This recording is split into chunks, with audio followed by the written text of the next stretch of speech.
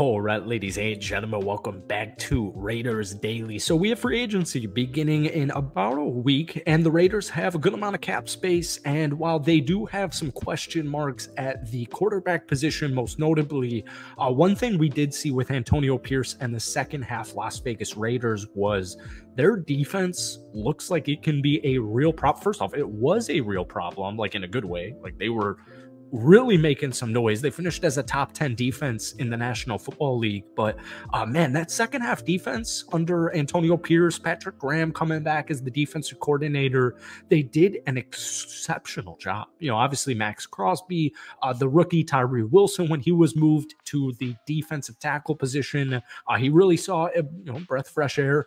And we also saw Malcolm Kuntz, fully kind of come into his own as far as a breakout player.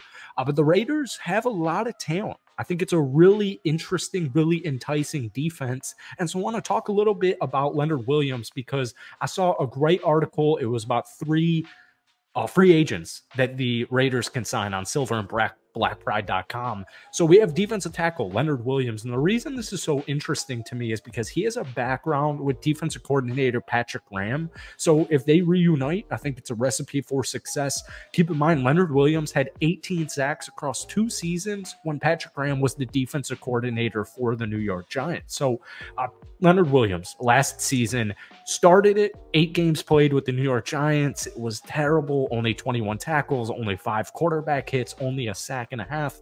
Gets traded to the Seattle Seahawks at the trade deadline and really just plays like the Leonard Williams that everybody knows. 10 total games. He had 4 sacks, 41 total tackles, and most notably, he had 11 total quarterback hits. So we know I've seen some like Chris Jones rumblings that they want to bring him to the Raiders. I think I don't know why he would leave the Kansas City Chiefs. I don't know why the Kansas City Chiefs would let him go. But they're going to have to look into different routes. Now, Leonard Williams' projected contract via PFF is 3 years, $51.75 billion with $37 million guaranteed. I know that's a large number. Don't let that number scare you away.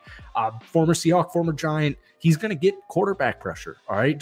Like I said, during the 2023 regular season, he actually ranked 11th among defensive tackles with 54 pressures and had an 11.2% pass rush win rate per PFF. Now, I particularly would love if they went for Christian Wilkins, but Leonard Williams, with his just familiarity with Patrick Graham and his system and his scheme, I think he would really bolster the Raiders defense. I'm so curious in general what Vegas is going to do in free agency because it's going to tell us a lot about how they draft. The draft's like, 5, 6, 7 weeks away at this point. But free agency is beginning by the time a lot of you guys watch this video, probably a week to the date. So I can't wait. If I woke up on free agency day and the Raiders signed Leonard Williams, no matter what that price is, I would be very pleased. I would be very, very happy. So that's it from me. Hit that like button, hit that sub button for daily Raiders content, and let me know down below if you want the Raiders to sign Leonard Williams.